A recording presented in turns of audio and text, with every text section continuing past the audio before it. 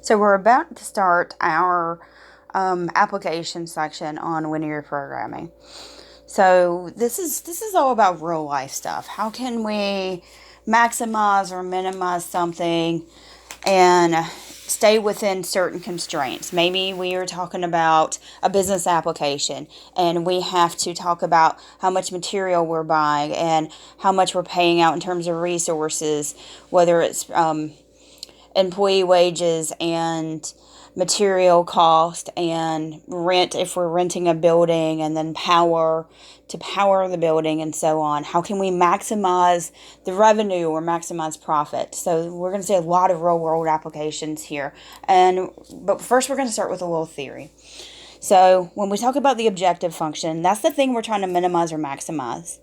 When we talk about constraints are limitations on the problem. And that's going to give us it's going to determine that set of feasible solutions. Feasible means possible solutions. Now, there's a theorem in linear programming that basically says the solution has to happen at a corner point or a vertex. So let's read through the theorem. If a linear programming problem has a solution, it must occur at the vertex of a set of feasible solutions. If the problem has more than one solution, then at least one of them must occur at the vertex of the feasible solutions. In either case, the value of the objective function is unique.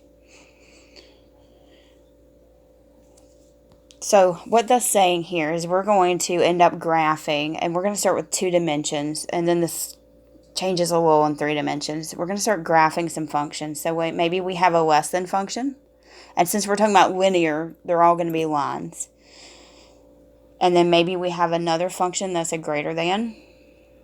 And then maybe we have another function which is going to be shaded here. So if you think back to that solution, the solution is always going to be the intersection of all the shaded regions. So in this particular picture, the intersection would be here. So that's your set of feasible solutions. But to maximize or minimize something, the theorem says it has to happen at one of those corner points.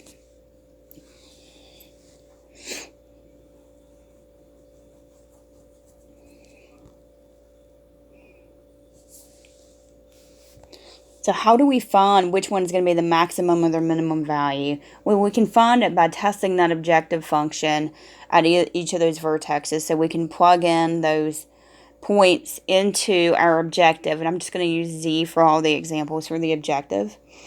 And whichever one, if we're maximizing, whichever one gives the biggest value is going to end up being the solution to the problem. So let's look at a few examples. So this is a graphical approach. Now this works beautifully if we're talking about 2-dimensional space, because 2-dimensional space is something really easy for us to graph.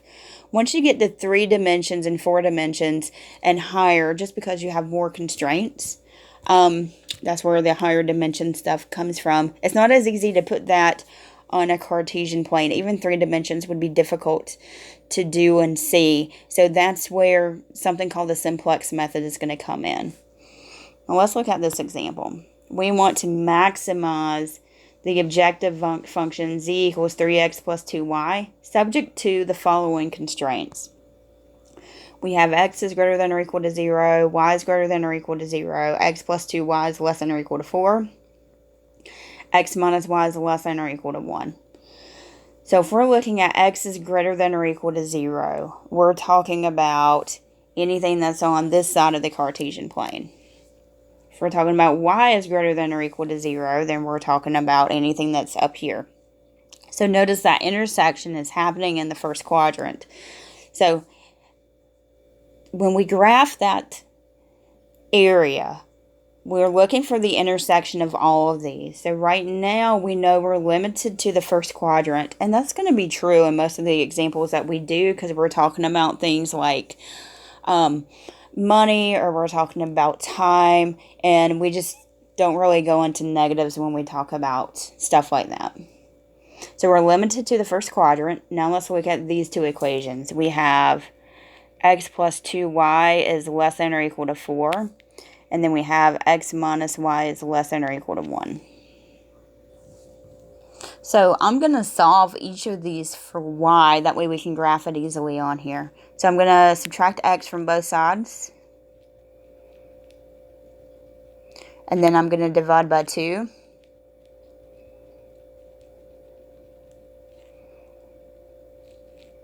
So there's our first equation. And then to solve this for y, let me clarify this just a little bit better. I'm going to subtract x from both sides. And then divide by 1.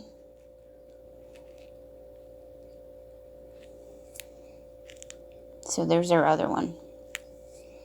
So let's graph y is less than or equal to negative 1/2 x plus 2. So I'm starting with that y-intercept. And I'm going to go down 1 and to the right 2. And I'm just going to do that a couple of times. Now we're looking at the values less than or equal to this equation.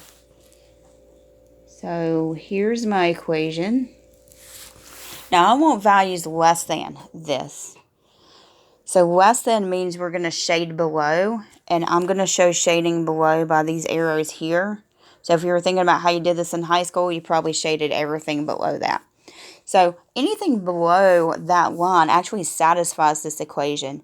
And if you wanted just a quick way to check, let's say you're not sure about which way to shade. Do I shade down here or do I shade up here? Pick a point. The easiest point to pick in this case would be the point 0, 0. And then you're going to plug it in. So if we plug in 0 into this equation,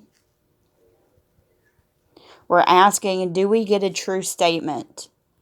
In this case, we get 0 is less than or equal to 2. Since that's true, then that's the area that you would shade.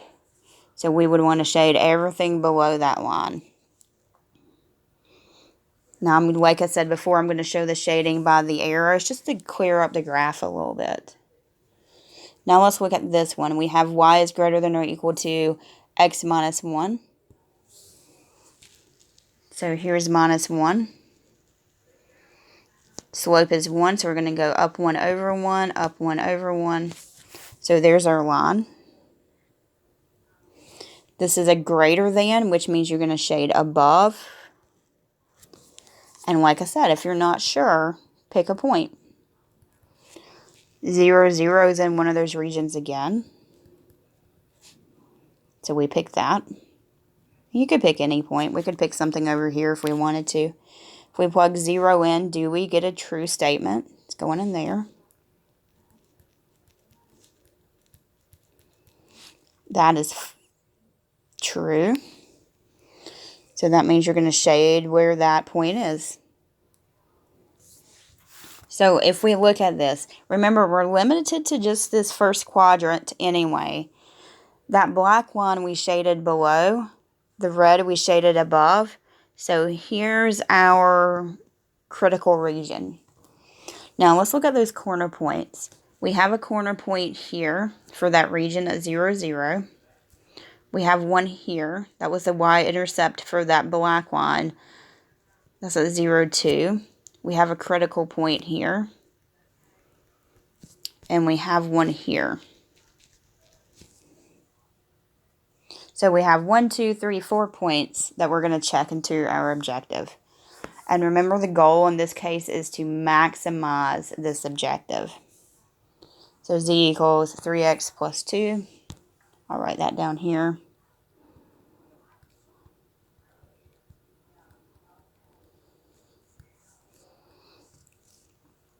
And I'm going to list all of those points.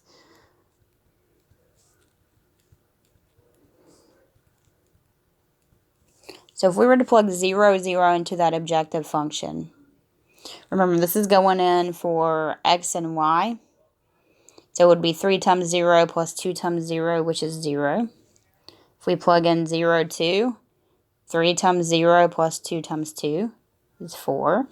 If we plug in 2, 1, 3 times 2 plus 2 times 1 is 8. And then if we plug in 1, 0, 3 times 1 plus 2 times 0 is 3. Remember, the goal in this case was to maximize. So we're looking for that maximum number, and that biggest number is 8. So the maximum is 8. That's the value of our objective function.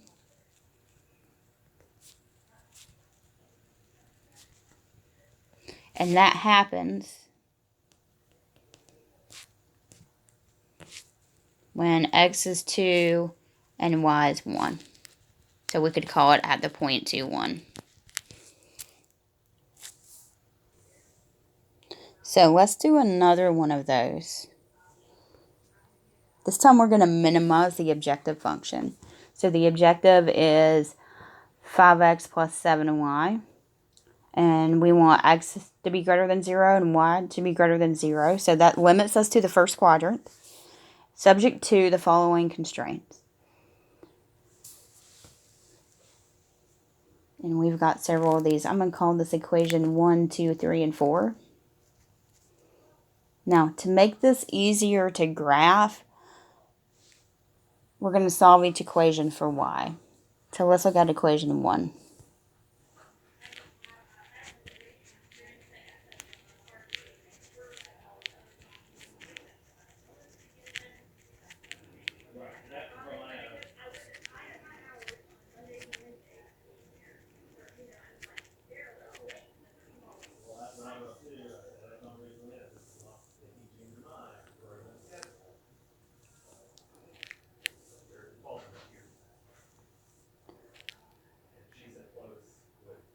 Let's look at our second one.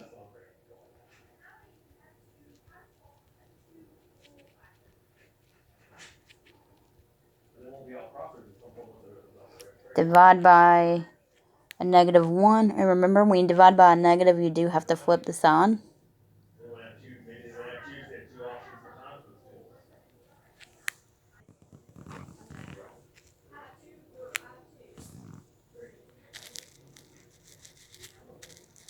-x plus y is less than or equal to 4. If we add x to both sides,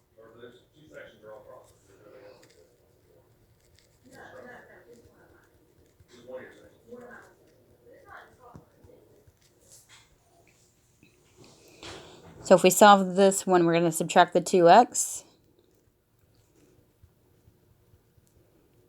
And then divide by 5.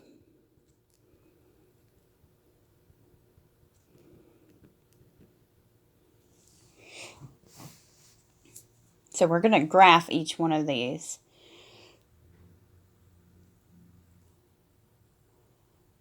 And this graph may not be as nice as the last one just because of the fractions. This is the one I'm a little more concerned about. But we'll get it as exact as we can, just so we can point to some things and look at some things. So if we graph that first equation, -2/3 x plus 2, y-intercept is 2. We're going to go down 2 over 3.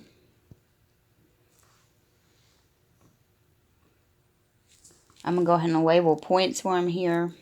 So here's 3, 0, and 0, 2. We want greater than or equal to. That means we're going to end up shading above. So just remember, you can check that. Let's say we wanted to know if 0, 0 is in that critical region. If we plug in 0, 0, we would have 0 is greater than or equal to -2/3 times 0 plus 2. And since that's false, then that means we don't shade here, we would have to shade above. So this is the area that would be shaded. But remember, I'm using those arrows just to kind of clean the picture up a little bit. Second graph, it's y is greater than or equal to 3x minus 15.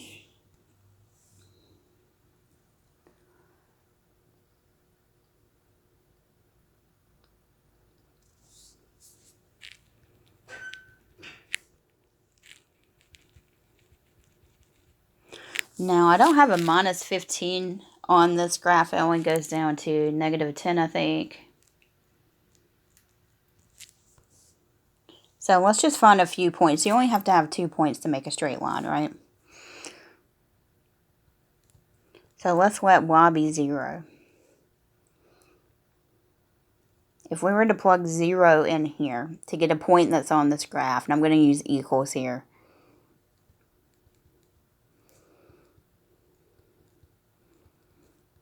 X is going to be equal to 5. So there's our x-intercept. 5, 0 is on this graph. So I'm going to graph that in a different color.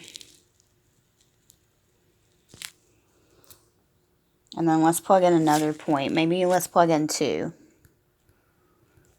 And I'm going to plug that in for x. And it doesn't matter. You just want 2 points to graph to make this easy to see.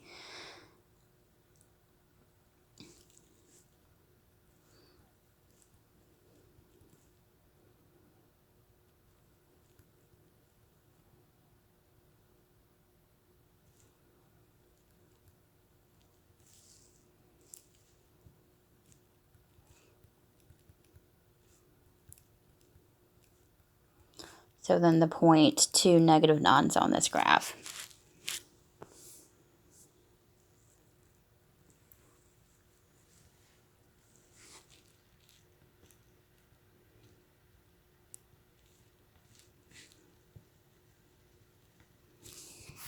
If we would have plugged in 1, we would have gotten something else way down here.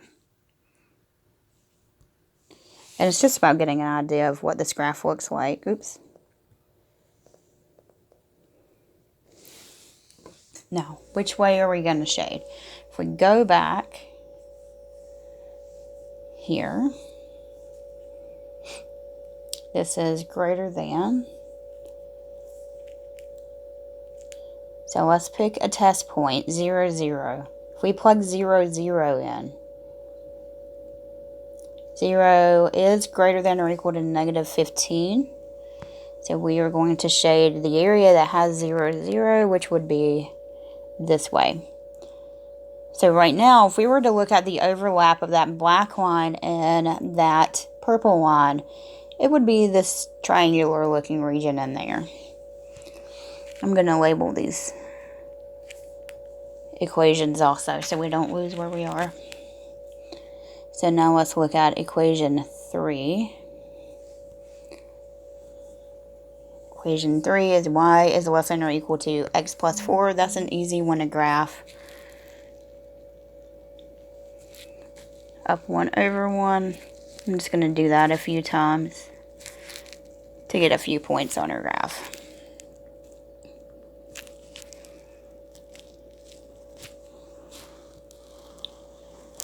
There we are.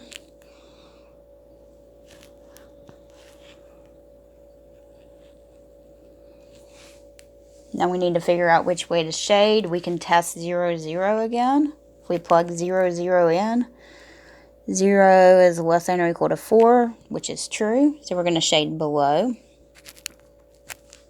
So now if we look at the overlap of these 3, we're shading below that blue and above the other 2, which would end up being in this area. And then let's look at 4, and we will do that in, let's do green. So we've got y is less than or equal to -2 over 5x plus 27 over 5.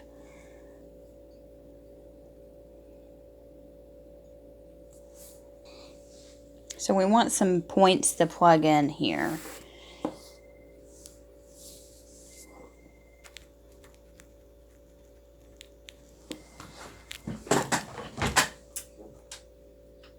Hey, let me shut my door.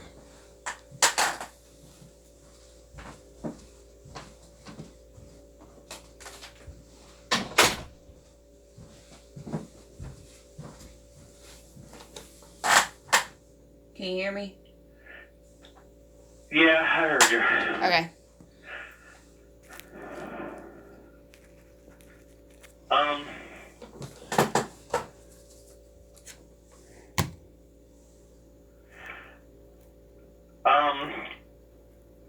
Sorry, I just got another email from crazy ass. Which one?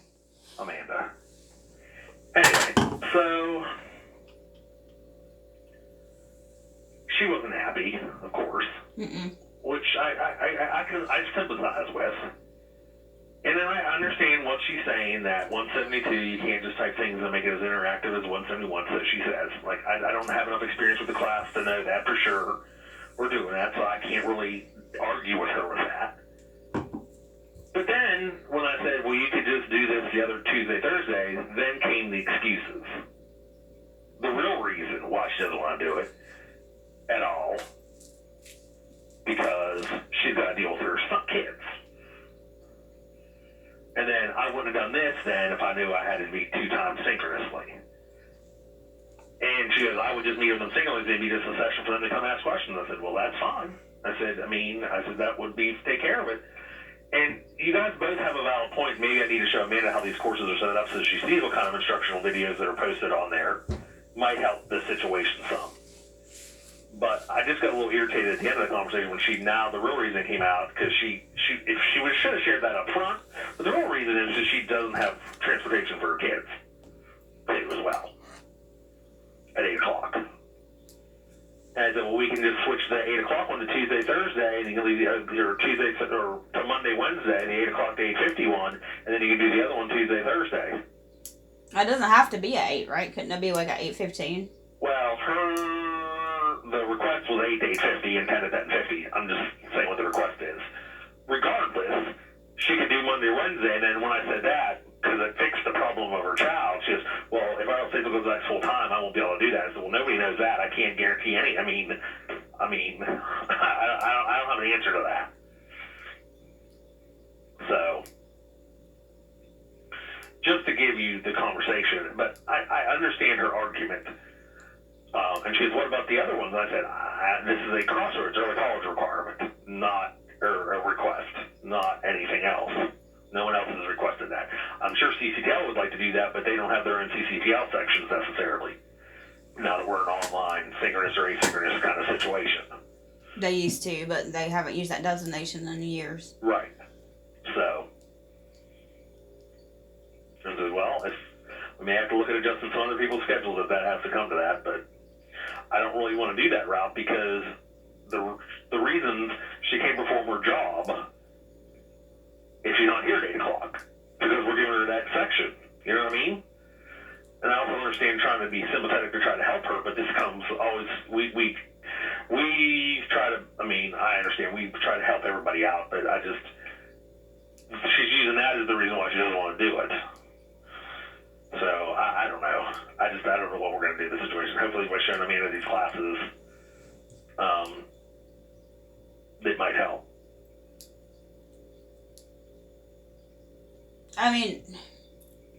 It's not okay to not want to do your job. That's why you're here. Right. And I can't go argue that. Her arguments, I can't go argue why not to do it. Like, it's too hard to do it online. I can't say that. No one can say that. There's a justification, necessarily. Especially when we're in an online environment. Right. It's not easy to make these upper level interactive. The students won't talk. They do walk away from their computers. They do not turn their video on. And that's a waste of time for them. I completely agree. And then I understand I can't go back to the poll to make a K-12 educator realize we're trying to treat them like college students to prepare them when they say, if I went back to them and said, hey, she pulled her class and only one of them wants to go once a week. Their argument is, they're high school students. Of course they're going to want to meet one day a week. I wonder what they're going to say. So what's the requirement for their students in their math classes? Well, that may be an argument that we have to bring up then, but again, I just don't understand. I don't know, because the other problem is that they're going to say that they have seated classes 2 days a week. Because they do have half the classes coming Monday and Tuesday, the other half coming Thursday, Friday. I think. Well, then that messes up the entire schedule. She wouldn't be able to do Tuesday, Thursday if half are coming and are in seated classes at the high school during those times on Monday, Tuesday, and right, the other half. Monday, Wednesday, anyway. It would have to be Monday, Tuesday, or Wednesday, Thursday. She wanted it Monday, Wednesday, Friday. Now, like I said, I don't know the exact breakdown of what their students are doing. So. They're not. The problem is they're asking us to build this puzzle, and they're not sharing their puzzle pieces. Yeah. So. And she wanted Monday, Wednesday, Friday at those times. Jenny's gonna do 3 days. I said no to the 3 days right off the bat. That's not happening. No. I said the best I could do is try to get 2 days to work. That's all I said. They could do Tuesday. I mean, you can do Tuesday, 2 days for the 75-minute class periods. Because the way they sent us the schedule, they wanted it seated 4 days a week during those times. Yeah. That's how they sent it. So, I don't know. I'm just tired of having to deal with this shit. This is ridiculous. It shouldn't be like this. No, it shouldn't. So, and then I'm stuck between the rock and a hard place because I got to balance both of them, and her and Amanda plus them. Because I know that's going to be the next step. She's going to go to Reese. Yeah. Because they're so connected. So. Yeah, I mean, but it would be different if they said every college course had to have asynchronous or a certain percentage had to have from each department, but they didn't do that. Correct. So it's not okay to say math has to have, all their classes or a majority of them, because that's what this is going to end up being. There's no way. I will go to Dr. Reese. That's not fair to them, and obviously I can say those things and see what happens. I mean, I may get shut down on it, but that I'm not even addressing that. You can just forget about that text. I just was sharing with you because that's the crazy I have to deal with. So I was just telling you. I'm already going to fight that because I've already said that to her, and I'll say to Dr. Reese when we get to that far. But I'm not even addressing that. I'm just trying to fix this crossroads problem and then be done with that. That's what I'm trying to fix right now. Yeah. Because that's the biggest issue that is on the table right now. And I just don't know how I'm going to fix it. So, I don't know. I'm going to think about this, how I'm going to approach this. But anyway, I got to eat, and then I got to get online at 1 o'clock for the transition meeting from the state, the ones that they couldn't do the last time. Oh. So, let's see what they say there. Okay. Well, I'll be here all day. I'm trying to get videos done for my classes. Okay. Well, I'll be leaving at 2:45. Probably 2:50. Maybe it was 3 to go get my girls. I came in at 8, and I'm going to go work at home tonight. So, I'll send that. I will copy you in the spreadsheet notice that I sent to her so we can double check. Oh, let me just tell you right now. How many classes did you say needed fixed? 7, and then there's 7 that's missing, and then Nancy's ASIC 152 is missing ASIC only in red. I'm assuming that's how she's doing the ASIC classes. Okay.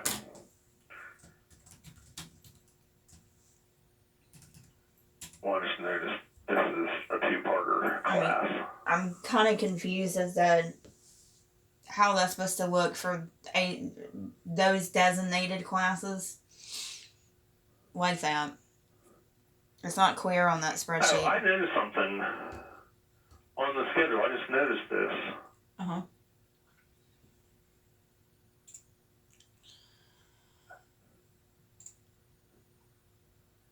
What just happened? That's really weird. When I put in fill color, it creates a new class for Tim Byram.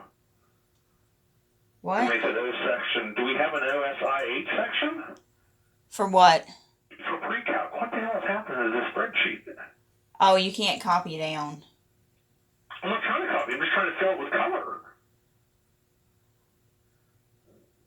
Is there an OS 8 section? No. For 171? No, there's not.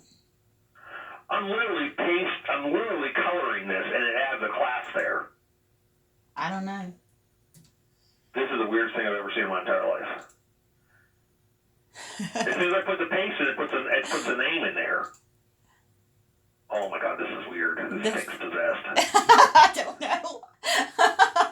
Okay. So what was the other problem? Was Nancy's what?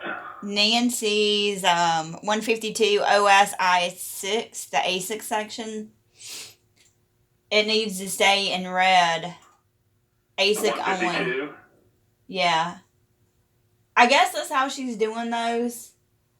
Because she did own all the other Crossroads, the Crossroads only and the ASIC 172. She put it in red that said ASIC only, and I guess she's going to take it off after the first week or two. Yeah, I don't know. Who knows? I don't know, but under section codes, I couldn't. There's nothing there that says, Crossroads designation or ASIC or anything. So I didn't know how to. Well, I guess there is a Crossroads, but there's no ASIC, so I didn't know how to designate something like that. Right. And that's different than what we've used in the past. That's brand new because we used to use, wasn't it CCRX for Crossroads? Right. And if you have more in one section, I don't know how to label that. There's only 5 characters. Well, the section code says to put an N in there. But it's not, it's not just for those. It's just they get priority registration in those. And then it opens for everyone. Yeah, you're right. So I didn't know how to do that. So I guess that's why she put it in red. Yeah. And then she can, because that's easy for her to remove. We'll just have to remind her to remove it after a week or two. I don't know how long they're supposed to give those students. Okay. All right, well, I'll send this to her and see what happens.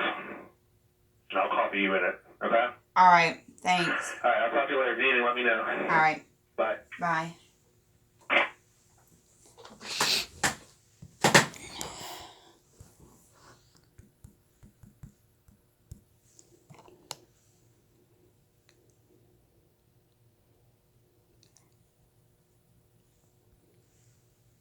So if we pick a few points for that last equation, I'm going to do it over here.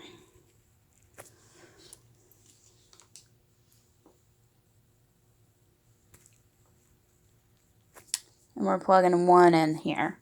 So we're going to have y equals negative 2 over 5 times 1 plus 27 over 5. So that's going to be 25 over 5, which is 5. So there's 1.15 that's on this. And then let's pick 6. So if we plug in 6, and I'm just picking numbers that's going to give us nice values. So that's going to be negative 12 over 5 plus 27 over 5, which is 15 over 5, which is 3. So now we have the 0.63. And those are nice points on the graph. So 1, 5.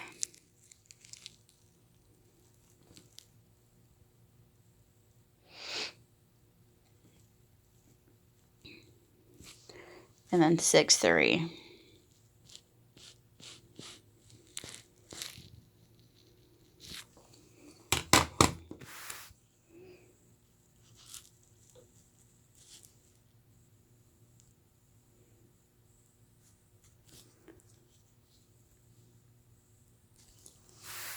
We need to figure out which way to shade. Less than means below. We could check by plugging in 0, 0. And that would give us a true statement. So that verifies that we're shading below. Now, if we look at the intersection of all of these, where do all of those shaded areas overlap? And keep in mind, also, X and Y both have to be greater than or equal to 0. So we're just looking at that first quadrant. Everything's overlapping in this area here. So we need corner points for that. So I'm going to do those in red. So what are the corner points for those areas? Well, we've already got 3, 0 here and 0, 2. We need this one. That was the y-intercept for that third one,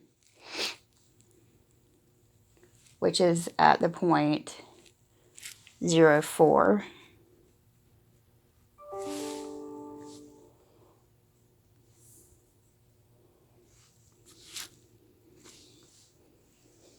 we need this guy, which is the x-intercept of that purple one, which we can see is 5, 0.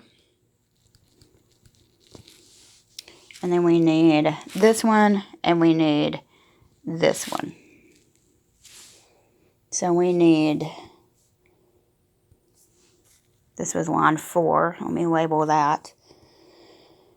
The intersection of 4 and 3. And the intersection of 2 and 4.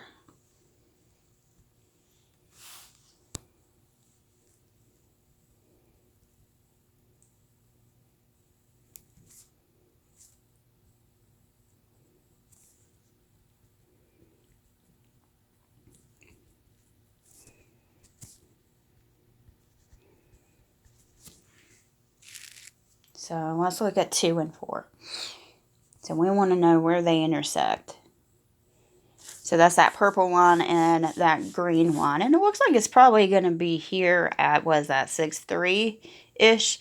Because this may be off by just a hair since we kind of guesstimated how we were able to draw that.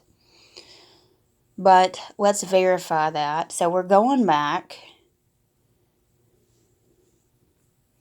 to our equations. We have y is greater than or equal to 3x minus 15.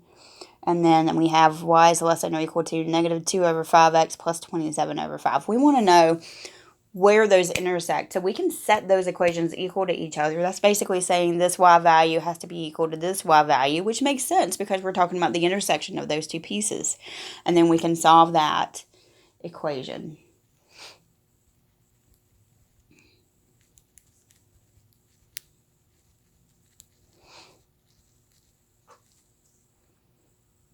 So I'm going to move this x over, and I'm going to move this 15 over here.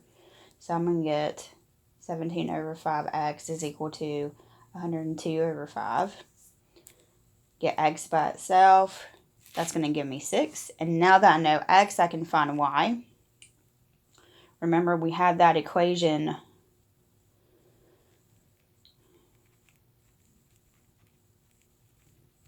y is greater than or equal to 3x minus 15. We're looking for where the lines intersect, so we could actually view that as an equals here. And when we plug in that 6, we do get 3. So the point of intersection is 6, 3.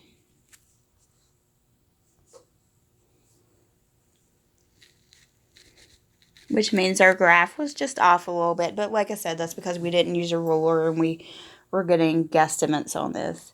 Now let's find the other intersection, which is right here, which is for the blue and green. The green is line 4. The blue is line 3. So if I look at setting 4 and 3 together, I'm setting x plus 4 equal to negative 2 over 5x plus 27 over 5.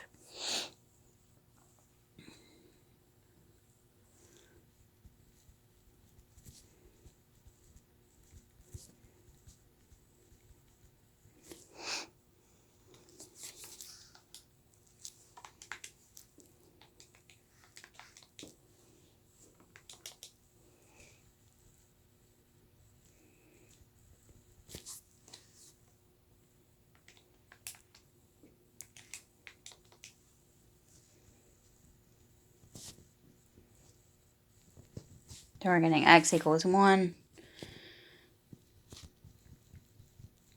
And I'm using the y equals x plus 4, which was our third equation. And if we plug a 1 in there, we do get 5. So then our point of intersection is 1, 5. So now we know all of those corner points. Notice that 1, 5, it came out really nicely when we graphed this. That's because our line was a little straighter, that blue and green, than it was down here. If we would have been able to use a ruler, it would have come out a little bit better. So there's our corner points. Notice we have quite a few. It's a little different than last time. We have 1, 2, 3, 4, 5, 6. 6 corner points. So now we need to figure out what is the maximum and what is the minimum. So we're going to create our table with points. And here we have z equals 5x plus 7y. And let's double check what we were doing. We were finding the minimum value. So we want to minimize. I'm going to write that here, given those constraints. So let's plug in those points. So we have 0, 2 as a point. We have 0, 4 as a point. 1, 5. And I'm just kind of going around here. 6, 3. 5, 0. And 3, 0. If I plug in 0, 2, I get 14. If I plug in 0, 4 in for x and y in the objective, I get 28. If I plug in 1 and 5, I get 40. If I plug in 6 and 3, 51. If I plug in 5 and 0, that gives me 25. And 3 and 0 gives me 15. The goal is to minimize which one of these is the smallest number. 14 is the smallest. So this objective is minimized. The value of the objective is 14. That happens when x is 0 and y is 2.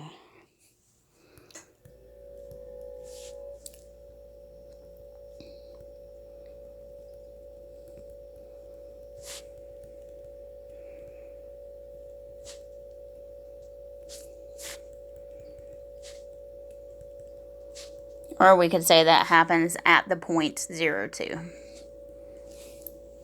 So in the next video, we're going to talk about what happens if we have either too many constraints, so it would be really messy to try to graph. As you can see, we had 6 constraints here. The first 2 limited us to the first quadrant. They were there. And then we had 4 other lines to graph. And that was kind of a tedious process. Or what happens if we go beyond just 2 variables, x and y? Maybe we need other constraints to minimize or maximize something. How can we go about it? There's got to be a process. And there is, and that's called the simplex process. So we'll talk about that in the next video.